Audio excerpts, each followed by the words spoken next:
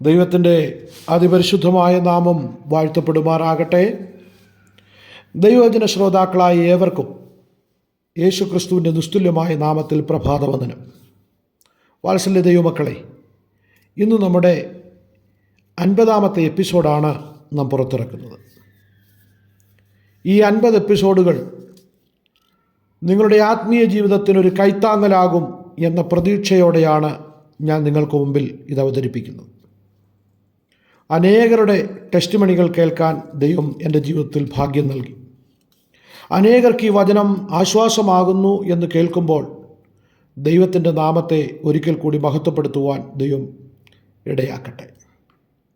നിങ്ങൾക്കെല്ലാവർക്കും എന്നെ പ്രോത്സാഹിപ്പിച്ച, കൂടെ നിന്ന, കേട്ട നിങ്ങളെല്ലാവരെയും ദൈവം ധാരാളമായും സമൃദ്ധിയായും അനുഗ്രഹിക്കട്ടെ.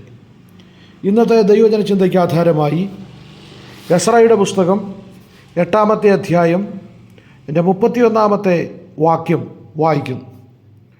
യെരുശലേമിന് പോകുവാൻ ഞങ്ങൾ 1-ാം മാസം 12-ാം തീയതി അഹവ ആറ്റിങ്കൽ നിന്ന് പുറപ്പെട്ടു.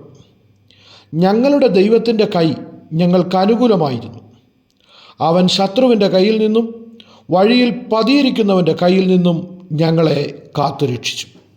അതെ, ഞങ്ങളുടെ ദൈവത്തിൻ്റെ കൈ ഞങ്ങൾക്ക് അനുകൂലമായിരുന്നു. അവൻ ശത്രുവിൻ്റെ കയ്യിൽ നിന്നും വഴിയിൽ പതിയിരിക്കുന്നവൻ്റെ കയ്യിൽ നിന്നും ഞങ്ങളെ കാത്തുരക്ഷിച്ചു. സർവശക്തനായ ദൈവം തൻ്റെ കരം ദൈവജനത്തിന് അനുകൂലമാകത്തക്കവണ്ണം ദൈവപ്രവർത്തികളെ അയക്കുവാൻ സ്വർഗത്തിലെ ദൈവത്തിന് കരുണ തോന്നിയെങ്കിൽ ആ ദൈവത്തെ നമുക്ക് എത്ര മഹത്വപ്പെടുത്തിയാൽ മതിയാവും. യെരുശലേമിൻ്റെ മതിലുകൾ വെന്തുകിടക്കുന്നു എന്ന് നെഹമ്യാവും കൂട്ടരും കേട്ടപ്പോൾ അവർ യെരുശലേമിലേക്ക് പോകാൻ തയ്യാറെടുത്തു. മഹാരാജാവ് അവർക്ക് അതിനുള്ള അധികാരവും നൽകി. അങ്ങനെ അവർ പോകുവാൻ 1-ാം മാസം 12-ാം തീയതി അഹവ ആറ്റിങ്കൽ നിന്ന് പുറപ്പെട്ട അവരുടെ സാക്ഷ്യമാണ് ഞങ്ങളുടെ ദൈവത്തിൻ്റെ കൈ ഞങ്ങൾക്ക് അനുകൂലമായിരുന്നു. വാത്സല്യ ദൈവകുഞ്ഞെ, ദൈവത്തിൻ്റെ കൈ നിനക്ക് അനുകൂലമാണെങ്കിൽ നിൻ്റെ ജീവിതത്തിൽ അത് വലിയ ദൈവപ്രവർത്തികളെ ചെയ്യുന്നതായി നമുക്ക് കാണാൻ കഴിയും.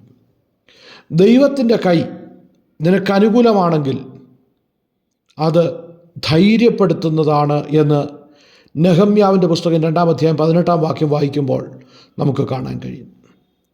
ദൈവത്തിൻ്റെ കൈ നമുക്ക് അനുകൂലമാണെങ്കിൽ നാം വീണാലും നിലംപരിചാകയില്ല. 37-ാം സങ്കീർത്തനം 24-ാം വാക്യം. ദൈവത്തിൻ്റെ കൈ നമുക്ക് അനുകൂലമാണെങ്കിൽ നമ്മെ നന്മ കൊണ്ട് തൃപ്തി വരുത്തുവാനിടയായിത്തീരും. 104-ാം സങ്കീർത്തനം 28-ാം വാക്യം. ദൈവത്തിൻ്റെ കൈ നമുക്ക് അനുകൂലമാണെങ്കിൽ സുരക്ഷിതത്വം നൽകുവാൻ, ദൈവത്തിന് നമുക്ക് സുരക്ഷിതത്വം നൽകുവാനിടയായിത്തീരും. അങ്ങനെ ദൈവത്തിൻ്റെ കൈ അനുകൂലമായാൽ ധൈര്യപ്പെടുത്തുന്ന, നിലംപരിചാക്കാത്ത, നന്മ കൊണ്ട് തൃപ്തി വരുത്തുന്ന, സുരക്ഷിതത്വം നൽകുന്ന ആ ദൈവകരങ്ങളിലേക്ക് നിന്നെ ഒന്ന് ഏൽപ്പിച്ചു കൊടുക്കാൻ നീ തയ്യാറാകുമോ? ഇന്ന് പ്രഭാതത്തിൽ ഈ ദൈവവചന ശുശ്രൂഷയെ നീ കേൾക്കുമ്പോൾ ദൈവത്തിൻ്റെ കൈ നമുക്ക് അനുകൂലമായിരുന്നത് കൊണ്ട് എന്ന് നെഹമ്യാവും കൂട്ടരും പറയുമ്പോൾ ഭയങ്കരമായ പ്രയാസത്തിലൂടെയും പ്രതികൂലത്തിലൂടെയും പ്രതിസന്ധികളിലൂടെയും കടന്നു പോകുന്ന ദൈവകുഞ്ഞെ, ദൈവത്തിൻ്റെ കൈ നിന്നെ ധൈര്യപ്പെടുത്തുന്നതാണ്. നീ ആ ദൈവകരങ്ങളിൽ ആശ്രയിക്ക്. ദൈവത്തിൻ്റെ കൈ നിന്നെ വീണാലും നിലംപരിചാകുവാൻ സമ്മതിക്കത്തില്ല. നീ ആ ദൈവത്തിൽ ആശ്രയിക്ക്. ദൈവത്തിൻ്റെ കൈ നന്മ കൊണ്ട് നിനക്ക് തൃപ്തി വരുത്തുവാനിടയായിത്തീരും. അതോടൊപ്പം തന്നെ നിനക്കൊരു സുരക്ഷിതത്വം നൽകുവാൻ സ്വർഗത്തിലെ ദൈവത്തിൻ്റെ കരം ചലിച്ചാൽ ഇടയായിത്തീരും. അല്ലെങ്കിൽ ദൈവത്തിൻ്റെ കരം ചലിച്ചാൽ നമുക്കൊരു സുരക്ഷിതത്വം ലഭിക്കുവാൻ ഇടയാകും എന്നതിന് യാതൊരു സംശയവുമില്ല. ആയതിനാൽ പ്രതിസന്ധിയിലൂടെയും പ്രതികൂലങ്ങളിലൂടെയും കടന്നു വരുന്ന ദൈവമക്കളെ ഞാൻ ആഹ്വാനം ചെയ്യുന്നു. നിങ്ങൾ അവൻ്റെ ബലമുള്ള കൈക്കീഴിൽ താണിരിക്കുവാൻ തയ്യാറാകുക. തക്ക സമയത്ത് അവൻ നമ്മെ ഉയർത്തുവാനിടയായിത്തീരും. ദൈവം നിന്നെ മാനിക്കുവാനിടയായിത്തീരും. ദൈവം നിന്നെ സൗഖ്യമാക്കുവാനിടയായിത്തീരും. ദൈവം നിൻ്റെ ജീവിതത്തിൽ അത്ഭുതം ചെയ്യുവാനിടയായിത്തീരും. ദൈവം നിൻ്റെ ജീവിതത്തിൽ തൃപ്തി വരുത്തുവാനിടയായിത്തീരും. എത്ര വലിയ ശത്രു നിന്നെ തകർക്കാൻ നോക്കിയാലും കുഞ്ഞെ, നീ നിലംപരിചാകാൻ തമ്പുരാൻ സമ്മതിക്കത്തില്ല. അതുകൊണ്ട് ഇന്ന് പ്രഭാതത്തിൽ ദൈവകരങ്ങളിലേക്ക് ഏൽപ്പിച്ചു കൊടുത്തു പറ, എൻ്റെ ദൈവം സർവശക്തനായ ദൈവമാണ്. ആരെല്ലാം നിലംപരിചായാലും തങ്കൽ ആശ്രയിക്കുന്നവരെ അവൻ നിലംപരിചാകാൻ സമ്മതിക്കത്തില്ല. അതുകൊണ്ട് ഇന്ന് പ്രഭാതത്തിൽ ആ ദൈവകരങ്ങളിലേക്ക് ഏൽപ്പിച്ചു കൊടുത്ത് ദൈവിക അത്ഭുതങ്ങളും അടയാളങ്ങളും നമ്മുടെ ജീവിതത്തിൽ നടക്കുന്നത് കണ്ട് ദൈവത്തെ മഹത്വപ്പെടുത്തുവാൻ സർവശക്തനായ ദൈവം ഈ വചനങ്ങളാൽ നമ്മളെ ഓരോരുത്തരെയും ധാരാളമായും സമൃദ്ധിയായും അനുഗ്രഹിക്കട്ടെ എന്ന് ആത്മാർത്ഥമായി പ്രാർത്ഥിച്ചുകൊണ്ട് ഞാൻ എൻ്റെ വാക്കുകളെ ചുരുക്കുന്നു. സർവശക്തനായ ദൈവം നിങ്ങളെല്ലാവരെയും ധാരാളമായി അനുഗ്രഹിക്കട്ടെ. ഞാൻ നിങ്ങൾക്ക് വേണ്ടി ഒരു നിമിഷം പ്രാർത്ഥിക്കാം. പരിശുദ്ധ ദൈവമേ, സ്വർഗീയ പിതാവേ, ഈ വചന ശുശ്രൂഷ കേൾക്കുന്ന ഓരോ വ്യക്തി ജീവിതങ്ങളെയും ദൈവകരങ്ങളിലേക്ക് ഭരമേൽപ്പിച്ച് അങ്ങയുടെ ഭൃത്യനെന്നുള്ള അധികാരത്തിൽ ഞാൻ അനുഗ്രഹിച്ച് പ്രാർത്ഥിക്കുന്നു.